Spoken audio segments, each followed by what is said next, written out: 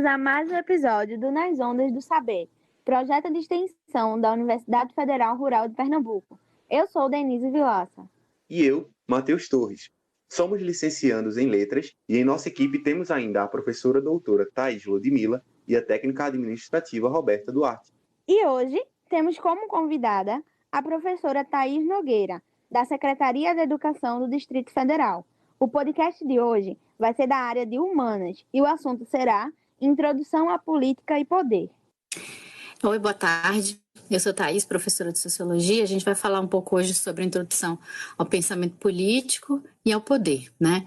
Então, para isso, a gente vai voltar um pouco na história, a gente vai voltar lá na Antiga Grécia, e aí a gente vai começar pensando numa ideia que Aristóteles apresenta para a gente, que é o homem como animal político, né? Ou seja, os seres humanos, eles não vivem sozinhos, né? É isso que ele quis dizer, que a gente vive em sociedade.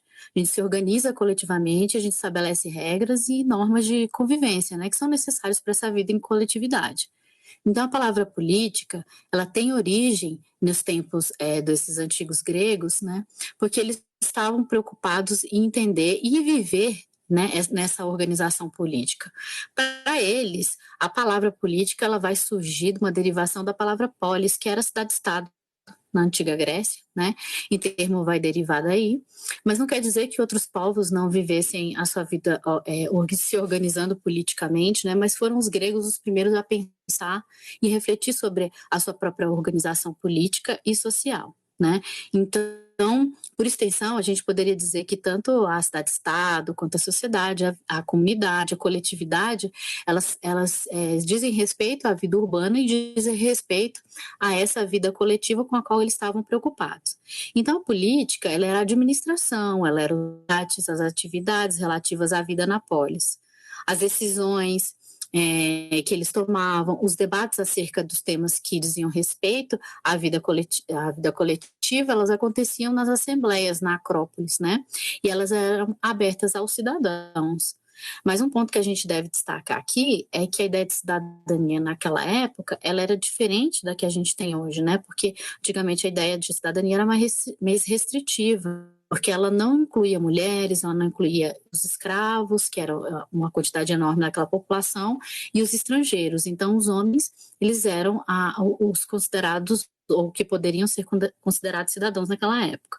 Então, mesmo com essa maneira restritiva de pensar a cidadania, então havia pelo menos uma parcela da população que participava dos debates políticos acerca do que iria acontecer e das melhores formas de resolver os problemas daquela coletividade. Mesmo assim, e aí essa ideia de cidadania, ela também se transforma ao longo do tempo, né?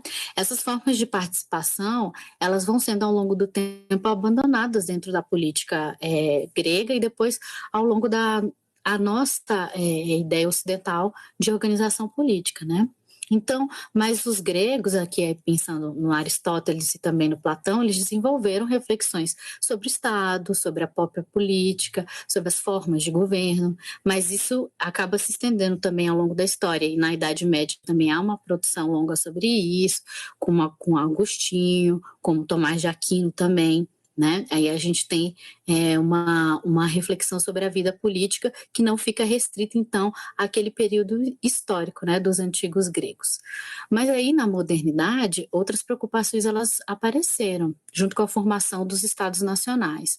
E aí eu vou focar aqui um pouquinho na figura do Maquiavel. O Maquiavel nasce em Florença, que era um principado do que hoje a gente entende que é a Itália, né? Ele nasce em 1469, e o contexto do Maquiavel era o seguinte: naquele momento estavam ocorrendo os processos de centralização do poder em Portugal, também na Espanha, na Inglaterra e na França, em torno dessas monarquias nacionais, né, que é como fica conhecido em história, que é o fortalecimento do poder dos reis, o Estado se configurando no sentido de um governo central mesmo, tá criando leis, criando e cobrando impostos, formando exércitos, tendo serviço público e monopolizando o que depois a gente vai chamar o uso legítimo da força, né, que é um termo do Weber. Então, Maquiavel vivia num lugar que sofria pela falta e pelos problemas dessa falta de centralização política. E esse era um objetivo que ele tinha, que a Itália fosse centralizada, que ela fosse unificada. Ele foi um diplomata que viveu em Florença, né? E ele sai de cena quando o contexto político muda. E aí, quando ele estava recluso, ele escreve, ele observa bem a atuação de uma pessoa chamada César Borgia, e que ele quase conseguiu unificar a Itália na época, né? Acabando que a ideia era para acabar com a instabilidade e a rivalidade que havia entre essas províncias, né? E aí ele vê esse novo um momento parecido com o do César Borgia acontecer de novo, de unificação da Itália com o Giuliano de Médici no poder, né? E aí ele escreve a sua obra mais conhecida, que é O Príncipe, né? E dedica ao Giuliano de Médici.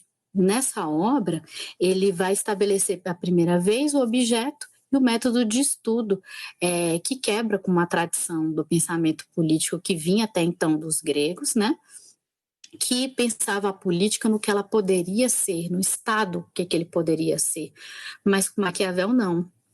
Para ele, como ele viveu e conviveu com os políticos da época e com os governantes mais importantes da região, ele escreve um manual olhando para como a política ela era de fato e não como ela poderia ser, com um devir, né? Então, o livro ele é sobre como se conquista e como se mantém o poder e as lições que esse governante deve tomar. Né? Então, rapidamente, o que vem ser poder nessa discussão? Que muitos pensadores eles escreveram sobre o poder, sobre o que era o poder. Então, a palavra poder está ligada com a ideia de potência, né? De ser um elemento natural do ser humano, de força vital mesmo. Mas ela pode estar ligada à ideia de dominação também, como o próprio Maquiavel colocou como o poder como algo central, um elemento central da política. O Weber entende poder, por exemplo, como a imposição da vontade de uma pessoa ou de uma instituição sobre os indivíduos. Então, retomando aqui o Maquiavel, ele é considerado, então, um essencial da ciência política, né? E para ele, que é muito interessante, a política era uma atividade que não era para qualquer um, ele dizia, né? Uma visão elitista que ele tinha, né? Era necessário que o governante ele tivesse, então, uma habilidade política para tomar decisões que uma pessoa comum e em situações comuns ela não conseguiria tomar. Então, quando falam de uma frase que seria atribuída a ele, ao pensamento do Maquiavel, que os fins justificam os meios, né? Elas, na verdade, elas estão interpretando o pensamento dele de maneira errada e até mesmo a gente pode dizer simplificada.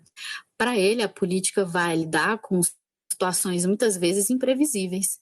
O que ele chamou de fortuna, por exemplo, que o governante deveria ter duas características, né? Trabalhar com essas características. A fortuna, que aqui não tem nada a ver com riqueza, né? Riqueza não tem a ver com dinheiro, e sim tem a ver com o acaso, com a sorte, com as circunstâncias do momento. Então, para sobreviver no mundo da política, um bom governante ele tem que ter virtude, que é a força, o valor, a capacidade de realizar grandes obras, de lidar com essa fortuna, né? Com essa imprevisibilidade, com o acaso, com a sorte. E saber a hora certa de agir, de se adaptar a esses momentos que a fortuna vai proporcionar. Então, o bom político, ele não pode fazer tudo o que ele pensa, né? Ele acredita que o bom político vai ser capaz de fazer o que é necessário para garantir o bem do Estado. A gente não pode esquecer que a preocupação última ali do Maquiavel é a unificação do Estado italiano, né? No Estado Nacional da Itália. Então, não é qualquer fim que justifica qualquer meio. Os fins, os objetivos só se justificariam apenas se eles fossem baseados na razão do Estado, e com ele acima de tudo, né? O Estado como o elemento final. Então, ele vai dizer que muitas vezes é necessário que um político tome, um governante, ou no caso que ele está falando do príncipe, medidas que são impopulares. Então, o governante não pode trazer a sua moral pessoal para a vida política. Então, ele foi interpretado porque as pessoas acreditavam que ele estava falando sobre alguém amoral. E não. Lembrando que sempre o fim último o objetivo da política do Maquiavel era sempre o bem do Estado. Porque se ele traz a sua moral pessoal para a política, ele vai fracassar na visão dele. Para ele também, na origem do Estado, estão o uso da força e da violência, assim que é baseado, nasce praticamente todos os estados, e por isso um bom político, para ele, tem que saber equilibrar tanto as boas armas, como ele dizia, e as boas leis, né? Então ele fica em um marco fundante do pensamento político. Num outro momento, a gente vai refletir aqui, então, sobre como o Weber ele vai dizer que o Estado ele é o detentor do monopólio e da exclusividade da violência legítima em um determinado território, né? Então, os dois pensadores estão falando da ideia de força e também de violência como parte dessa construção da política, né? Para o Weber, então, a população ela vai reconhecer, por meio das formas de dominação que ele descreve, a legitimidade e o direito que o Estado teria, em certas ocasiões, de praticar a violência.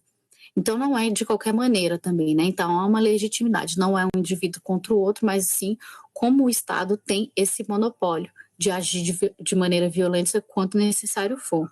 Então, pensar a política é pensar que pode ser uma arte de governar, ela pode ser uma atividade de políticos profissionais, como ela é mais comumente conhecida hoje, ou entendida hoje, mas a gente pode pensar também, de maneira geral, que a política é interação, ela é ação, ela é preocupação com o que é coletivo, com a vida coletiva. E a política, a gente tem que mudar a nossa ideia, porque a política ela não é exclusividade de partidos ou de políticos profissionais, apesar de ela estar ligada assim a uma ideia de organização da vida comum, né? Ela também dá a dimensão de que todos nós temos papéis políticos em nossa sociedade, né? Que não só dentro de cargos, né? Mas como cidadãos. Pensando aqui agora que a ideia de cidadania nossa é atual, ela é mais abrangente, né, que a dos antigos gregos. Ela está relacionada agora com direitos sociais, com direitos políticos, civis, mas também a deveres. Então, embora a política esteja conectada a diversas formas de poder, de força, de impor esse poder, ela também nos mostra que é possível a disputa, o embate, a disputa de ideias, de visões e a possibilidade de transformação dessas forças como um exercício da política, né? Então não há um monopólio da visão da política, mas em que todos nós estamos imersos em um ambiente social, logo um ambiente político, né? Retomando a ideia inicial de que, como Aristóteles propôs, que nós somos todos, portanto, animais políticos. Agradecemos à professora Thaís pela parceria e a você, nosso ouvinte, por estar conosco. Você pode acompanhar pelo YouTube e Spotify e nos seguir no Instagram, @ondas.saber, e até o próximo episódio.